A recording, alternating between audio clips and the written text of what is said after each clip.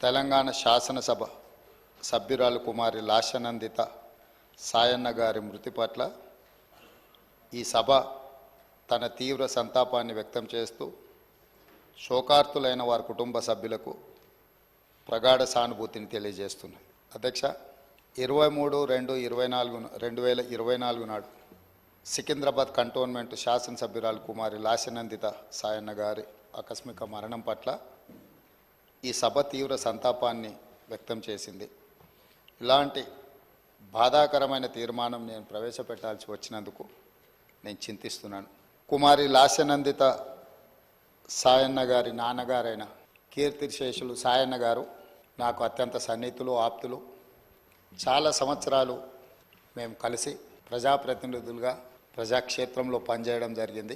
సాయన్న గారు అత్యంత సామాన్యమైన కుటుంబంలో 1951 వల్లభానగర్ నిజామాబాద్ జిల్లాలో జన్మించి కష్టపడి వారు 5 సార్లు శాసనసభ్యుడిగా, ప్రజా జీవితంలో కంటోన్మెంట్ బోర్డు మెంబర్గా, కంటోన్మెంట్ ప్రాంత ప్రజా సమస్యల పరిష్కారంలో వారు ఎనలేని కృషి చేసిండ్రు. వారు సిట్టింగ్ శాసనసభ్యుడిగా ఉన్నప్పుడే ప్రజా జీవితంలోనే వారు మరణించడం జరిగింది.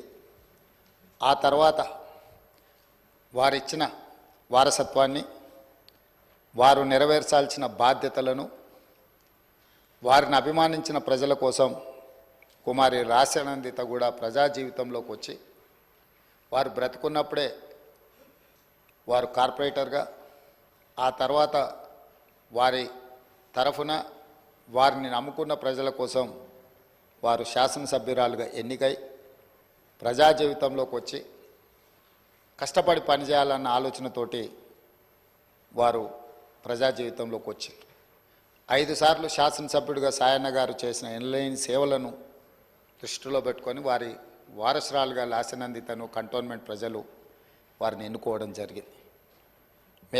మనమందరం కూడా 37 సంవత్సరాల చదువుకున్న ఒక యువతి, వెనుకబడిన సామాజిక వర్గాల నుంచి చైతన్యంతో ప్రజలకు సేవను అందించాలని ముందుకు వచ్చినప్పుడు మనందరం కూడా మహిళా సాధికారత కోసం ఎదురు చూస్తున్న వాళ్ళం.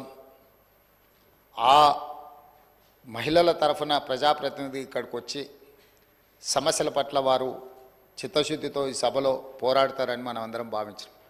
కానీ ఔటర్ రింగ్ రోడ్లో వారు ప్రయాణం చేస్తున్న కారు ప్రమాదానికి గురై వారు మరణించడం జరిగింది. వారిని ప్రమాదం నుంచి హాస్పిటల్కు తీసుకెళ్తే అప్పటికే తలకు తీవ్రమైన గాయమై వారు మరణించిందని చెప్పి డాక్టర్లు చెప్పడం జరిగింది. వాస్తవంగా ఆ కుటుంబము ప్రజలతో ఉన్న సత్సంబంధాలు కంటోన్మెంట్ ప్రాంతంలోనే కాకుండా జిహెచ్ఎంసి పరిధిలో ఎవరిని అడిగినా కూడా ఆ కుటుంబం యొక్క ప్రజలతోనే ఉన్న సత్సంబంధాలు, ప్రజా సమస్యల మీద వారు చేసిన ప్రయత్నాలు ఎవరైనా చెప్తారు. ముఖ్యంగా కీర్తిశేషులు సాయన్న గారు మృదు స్వభావి, సమస్యలను పరిష్కరించాలన్న తపన తప్ప రాజకీయాలకు అతీతంగా అందరితో ఒక మంచి సంబంధాలు ఉండి ఆ ప్రాంత సమస్యల కోసం వారు పోరాటం చేశారు. వారు కంటోన్మెంట్ ప్రాంతాన్ని జిహెచ్ఎంసీలో కలిపే విషయంలో కానీ, కంటోన్మెంట్ ప్రాంతంలో అక్కడ ఆర్మీ అధికారులు వాళ్ళ వల్ల కలుగుతున్న రోడ్ల ఇబ్బంది విషయంలో కానీ, ఎలివేటెడ్ కారిడార్ల విషయంలో కానీ చాలా విషయాలలో నేను పార్లమెంట్ సభ్యుడిగా డిఫెన్స్ కమిటీ మెంబర్గా ఉన్నప్పుడు సాయన్న గారు ఎన్నోసార్లు కంటోన్మెంట్ బోర్డు సమావేశాలలో ప్రస్తావించేవారు. ఎందుకు అనంటే వారు ఎమ్మెల్యేగా, నేను ఎంపీగా ఈ సమస్యల్ని పరిష్కరిస్తే ఆ కంటోన్మెంట్ ప్రాంత ప్రజలకు న్యాయం జరుగుతుంది, మేలు జరుగుతుందని చెప్పి వారు పరితపించారు. కానీ దురదృష్టవశాత్తు ఎలివేటెడ్ కారిడార్ల అనుమతి, అదేవిధంగా కంటోన్మెంట్ ప్రాంతాన్ని జిహెచ్ఎంసీలో కలపడానికి అనుమతి వచ్చే సమయానికి వారు లేరు. వారి వారసురాలుగా వచ్చిన లాస్యనందిత గారైనా ఆ సందర్భంలో ఉంటే చాలా సంతోషపడి ఉండేవాళ్ళు. ఎందుకంటే సాయన్న గారి ప్రజలకు ఇచ్చిన మాట నెరవేరిందని. కానీ దురదృష్టవశాత్తు లాస్యనందిత గారు కూడా ఈ కంటోన్మెంటు అత్యంత కీలకమైన సమస్యల పరిష్కార సమయంలో వారు మన మధ్యత లేకపోవడం బాధాకరమైన విషయం. ఏది ఏమైనా కంటోన్మెంట్ ప్రజల హృదయాలలో సాయన్న గారు కానీ సాయన్న గారి కుమార్తె వారసురాలు లాస్యనందిత గారు కానీ శాశ్వతంగా ప్రజల హృదయాలలో నిలిచిపోతారు.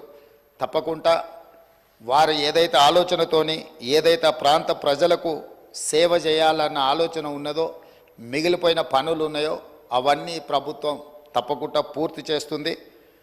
వారిని చిరస్థాయిగా గుర్తుపెట్టుకునే విధంగా ఈ ప్రభుత్వం ఆ పనులను ముందుకు తీసుకువెళ్తుంది.